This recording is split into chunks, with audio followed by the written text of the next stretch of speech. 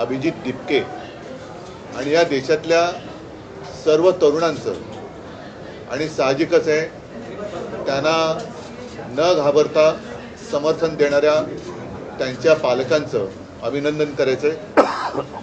कारण हा विषय केवळ एका राजीनाम्यापुरता मर्यादित नव्हता।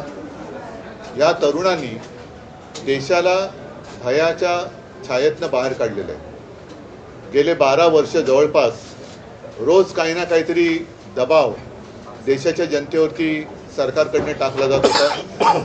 मग ते नोटबंदी असेल, इतर काही गोष्टी असतील आणि जणू काही या देशामध्ये आता लोक शिल्लक राहिलेलीच नाही आहेत, ती सगळी झुरळं आहेत, याप्रमाणे हे सत्ताधारी वागत होते।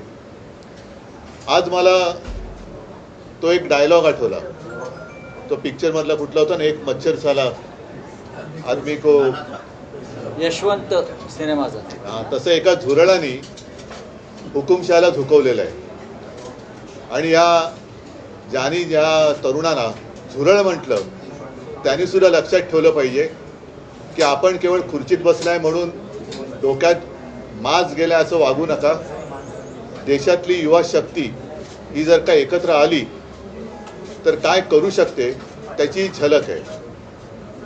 मी आपल्यासमोर किंवा आम्ही सगळे आपल्यासमोर येण्यापूर्वी अभिजित दिपकेचं एक ट्विट पाहिलं आणि त्यांनी सांगितलं की आंदोलन अजूनही आम्ही मागे घेतलेलं नाही, कारण अजून 2 मागण्या त्यांच्या बाकी आहेत। महत्त्वाची मागणी होती ती धर्मेंद्र प्रधान यांच्या राजीनाम्याची। आता त्यांनी राजीनामा दिलाय का त्यांचा खाते बदल केलाय याच्यावरती अजून काही स्पष्टता नाही, पण त्यांनी राजीनाम्याचं पत्र हे सर्व माध्यमांसमोर दिलेलं आहे। आता हे झाल्यानंतर याविषयी जे प्रश्न निर्माण झालेले आहेत त्याचं पुढे काय होणार, कारण या आंदोलनाच्या दरम्यान भाजप सरकारचा एक बिभत्स भीषण गुन्हेगारी प्रवृत्तीचा चेहरा हा संपूर्ण जगासमोर आलेला आहे। ज्या पद्धतीने तरुणांवरती लाठ्या चालवल्या गेल्या, ज्या पद्धतीने तिथे आलेल्या युवतींवरती हात उचलला गेला। आम्ही जेव्हा गेलो होतो तेव्हा एक ती युवती अत्यंत व्यथित होऊन व्याकुळ होऊन सांगत होती तिच्या कपड्यांना सुद्धा हात घातला गेला।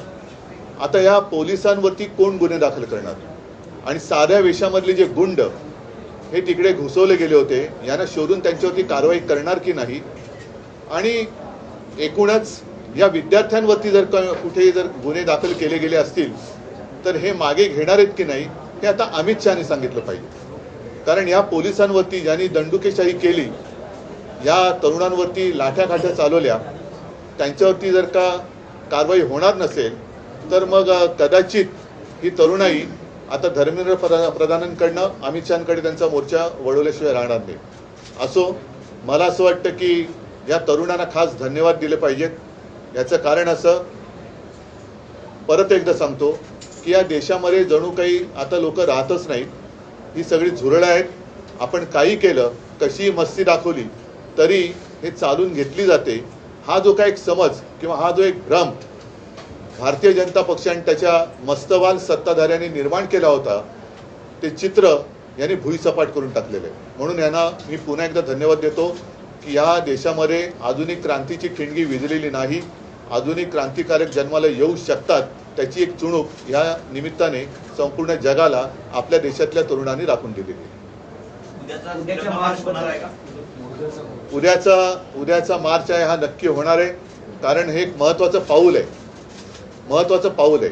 अनेक वर्षानंतर लोक आपल्या भावना व्यक्त करायला लागलेले आहेत आणि मी तमाम जनतेला आवाहन करतो, जसं काल सुद्धा आपण पाहिलं असाल की आम्ही असा विचार केला होता की उद्या जर का आम्ही मोर्चा काढतोय तर कालचा कार्यक्रम कशाला करायचा, पण हे जाहीर झाल्याबरोबर आदित्यला काय, अमितला काय, असंख्य लोकांनी संदेश पाठवले आणि सांगितले की नाही आम्ही उद्या पण येणार आणि रविवारी पण येणार। आता तर धर्मेंद्र प्रधान यांचा राजीनामा झालेला आहे, त्याच्यामुळे ही युवा शक्तीची ताकद ही मोठ्या प्रमाणावरती उद्या मुंबईतून तमाम जनतेला किंवा तमाम दुनियेला आपण दाखवली पाहिजे। म्हणून उद्याचा जो काही मोर्चा आहे त्या मोर्चाच्या ऐवजी आपण काय नेमकं करतो ते राज सांगेल, पण उद्याचा कार्यक्रम हा असाच राहील जसा पहिला ठरवला होता तसा। तिकडे जमू, पुढचं राज सांगेलच. पण या पुढच्या आंदोलनाची दिशा मी अभिजितला सांगणार आहे, कारण त्याच्याबरोबर मी फोन करण्याचा प्रयत्न करतोय. कदाचित तिथलं नेटवर्क जाम झालं असू शकेल, तिथे जामर लावलेत. त्याच्यानंतर त्यांच्याशी बोलून अभिजित आणि त्याचे सहकारी काय ठरवतील त्याच्याप्रमाणे सगळेजण पुढे जातील. उद्या शिवाजी पार्क मैदानामध्ये वीर सावरकर मार्गावरती तिथेच व्यासपीठ असेल.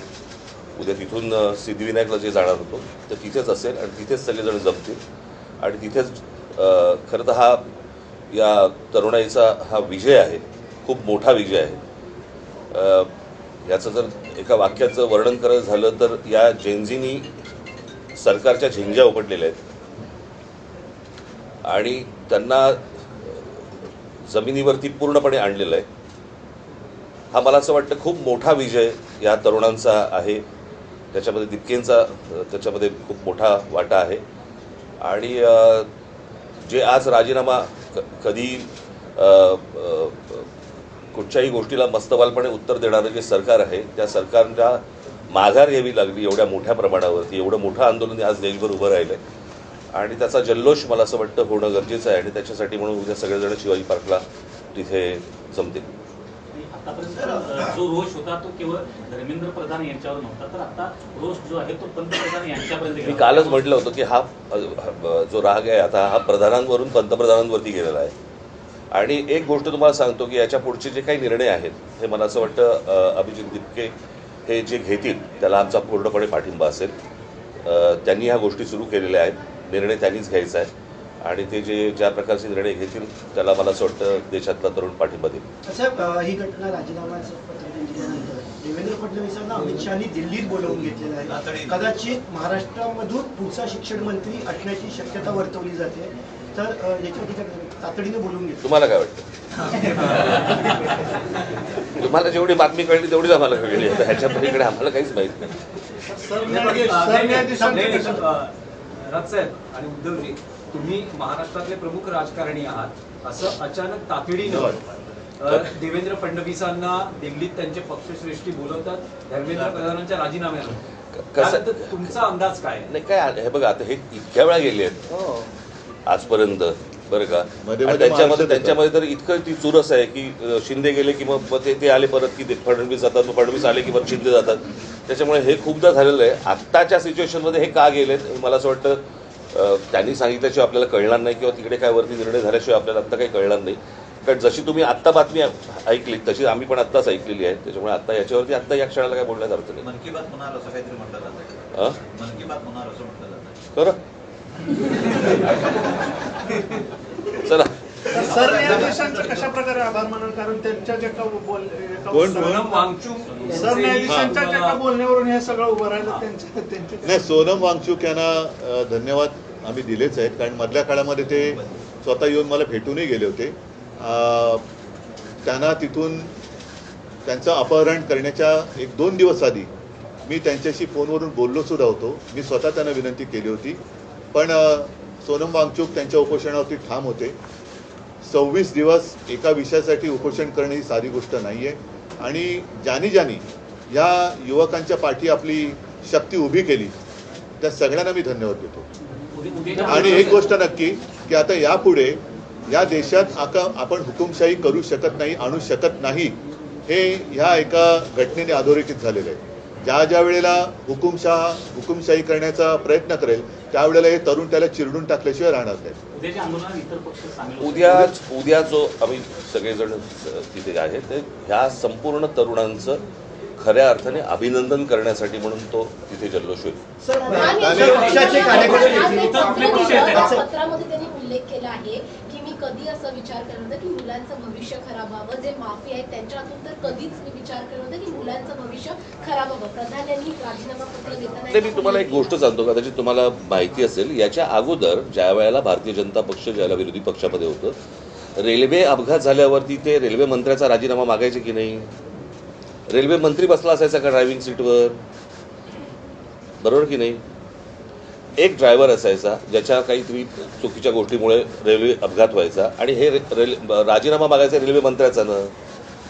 त्याच्यामुळे त्यांच्या मनात काय आहे, ते शिक्षण मंत्री असताना किती वेळा नीटचा पेपर फुटला ह्याला काही महत्व आहे की नाही? ती पहिल्यांदा घडलेली गोष्ट नाही. आणि 21 मुलं आत्महत्या करतात, त्याचं पाप त्यांच्या डोक्यावर आहे. आज मी ज्या वेळेला तुम्हाला आठवत असेल, मला 16-17ची गोष्ट असेल ना, मी नरेंद्र मोदींची मी फोनवरती बोललो होतो आणि फोनवरती बोलून मला असं वाटतं त्यावर पण प्रेस घेतली होती. त्यावेळेला मी सांगितलं होतं की मोदींना पण हे सांगितलं होतं, आज शेतकरी आत्महत्या करतायत, उद्या या पेपर फुटीमुळे विद्यार्थी आत्महत्या करतील. हे मी 2017-18ला बोललो होतो त्यावेळेला. आणि आज तीच परिस्थिती झालेली आहे. मला असं वाटतं या सगळ्या गोष्टींची जबाबदारी आता ऑस्ट्रेलियाच्या शिक्षण मंत्र्यांनी राजीनामा दिला, बरोबर आहे, त्यांच्या अधिपत्याखाली खाली असलेल्या कोणाची तरी त्यांनी त्यांच्याकडनं काहीतरी गुन्हा घडलाय, परंतु जबाबदारी म्हणून त्यांनी शिक्षण मंत्र्यांनी राजीनामा दिलाय. त्यांनी तेव्हाच द्यायला पाहिजे होता, इतका वेळ लावायची गरजच नव्हती. हे प्रकरण इतकं ताणलंच नसतं गेलं खरं तर. पण आम्हाला कोण काय करणार हे जे आहे हे या सर्व तरुणांनी सगळ्यांना रस्त्यावरती आणले. त्यात एक असं आहे की नरेंद्र मोदी ज्या समाज माध्यमांचा वापर करून नाही, 2014 सत्तेत आले, त्याच्यावरती त्याचंच माझं व्यंगचित्र होतं ना, परतीचा पाऊस. एकच सेकंड, पण यावेळेस इंस्टाग्राम सगळ्यात जास्त चर्चेत आहे. एक मिनिट, हे इंस्टाग्रामवरच मी काही प्रश्न हे मुद्दामून लिहून घेतले. हे आता शिक्षण मंत्री त्यांची जबाबदारी टाळण्याचा प्रयत्न करत होते. आता हे प्रश्न हे देशाच्या गृहमंत्र्यांना विचारले पाहिजेत, कारण दिल्लीचे पोलीस हे त्यांच्या ताब्यात आहेत, केंद्राच्या. म्हणून एक इंस्टाग्रामवरती मुलांनीच विचारलेले प्रश्न आहेत की पाण्याचे फवारे का वापरण्यात आले नाहीत दिल्लीमध्ये, खिळ्या असलेल्या लाठ्या का वापरण्यात आल्या, त्याच्यानंतर पेलेट गननी म्हणजे गोळीबार करण्याचा आदेश कोणी दिला, तरुण महिलांवरती पुरुष पोलिसांकडून मारहाण करण्यात येईल इतका बळाचा वापर का करण्यात आला, पोलिसांसोबत नागरी वेशातील काही पुरुष विद्यार्थ्यांना दंडुक्याने का मारत होते, बहुतेक पोलीस अधिकारी नावाच्या पट्ट्या का परिधान केलेल्या नव्हत्या, एका महिलेला मारहाण करताना दिसलेल्या वरिष्ठ पोलीस अधिकाऱ्यावर कोणती कारवाई करण्यात आलेली आहे, त्या दिवशी किती धुरांचे गोळे डागण्यात आले, हे त्याच्यानंतर ते काय करंट द्यायचं काय असतं, नाही ते दंडुके असतात ना ते. म्हणजे हे याचे प्रश्न याची उत्तर आता अमित शहानी दिली पाहिजेत. बॅरिकेडना करंट लावले होते. आज सुद्धा तिकडे नागपूरमध्ये आमच्या एका युवती सेनेच्या कार्यकर्त्याला काल एवढ्या वाईट पद्धतीने मारण केले आणि तिथल्या पोलीस राजनीत तो विषय घेतला होता. तिथल्या पोलीस आयुक्तांचे संघाबरोबरचे संबंध आहेत. म्हणजे हे सगळे जे आहे आता टिकणार नाही हा विषय. आता ही लोक ही तरुण ऐकणार नाहीत. पण या प्रश्नाची उत्तरं आता देशाच्या गृहमंत्र्यांनी दिली पाहिजेत. मी काल जे मी म्हटलं ना की विद्यार्थ्यांना शिक्षकांनी हात लावू नये, मारू नये. जर मारलं, हात लावला तर त्याच्यावरती शिक्षकावरती कारवाई होते. मग पोलिसांवरती का नाही? मग दिल्लीच्या पोलिसांवरती का नाही? खिळे लावलेले दंडुके घेऊन तुम्ही जर मारणार असाल मुलांना, वाटेल ते बाहेरची माणसं आणून तुम्ही जर समजा त्यांना बडवणार असाल, त्या पोलिसांपेक्षा हे आदेश कोणी दिले, हे असं करा म्हणून कोणी सांगितलं? जर शिक्षकांवरती कारवाईची जर समजा कायदा असेल तर अशा प्रकारे बरं त्यांनी काय केलं होतं पोरांनी की तुम्ही इतकं मारलं? आता तर काहीतरी म्हणजे जेवण बंद करून टाकलं होतं. इथपर्यंत गेलात तुम्ही. उद्धवजी पंतप्रधान आता इंस्टाग्रामवर जास्त लक्ष देत आहेत. सगळे मंत्र्यांना सांगितलं. मला असं वाटतं, ऐका एक गोष्ट अशी आहे की स्वतःचं घरदार सोडून दुनियादारी करणाऱ्यांनी मरे घरी पण लक्ष देण्याची गरज आहे. स्वतःची घरं पण त्यांनी सांभाळण्याची गरज आहे. जाऊ रे, पुढचं मला काय बोलण्याची आवश्यकता नाही. इतर ज्या दोन मागण्या आता तुम्ही आता म्हणालात नाही या त्यांनी केलेल्या आहेत आणि त्यांच्यासोबत आम्ही आहोत. देखील गुन्हे दाखल झाले, तसेच मुंबईला देखील गुन्हे झाले. तुम्ही पण मला असं वाटतं मी तरी एखादा कुठच्या एक गोष्ट झाली. परंतु मी तुम्हाला एक गोष्ट सांगेन, मुंबई पोलीस आणि महाराष्ट्र पोलिसांचे मी आभार मानेन की त्यांनी उत्तम पद्धतीने संपूर्ण सिच्युएशन परिस्थिती हाताळलेली आहे. अशी कुठचीही परिस्थिती महाराष्ट्रामध्ये आज मुंबईत होत आहे, पुण्यामध्ये होत आहे किंवा इतरत्र कुठेही असा महाराष्ट्र पोलीस किंवा मुंबई पोलिसांकडनं गोष्ट झालेली नाही. मी खास करून त्यांचं अभिनंदन करेन की त्यांनी उत्तम प्रकारे त्यांची जबाबदारी पार पाडली. उद्धवजी, राहुल गांधींनी सुद्धा पंतप्रधानांच्या घरासमोर आंदोलन केलं होतं, तर त्यांच्याशी याच्यानंतर आज काय झालं, त्याच्यानंतर काही बोलणं झालंय? थांबा ना, आता एवढा मोठा विषय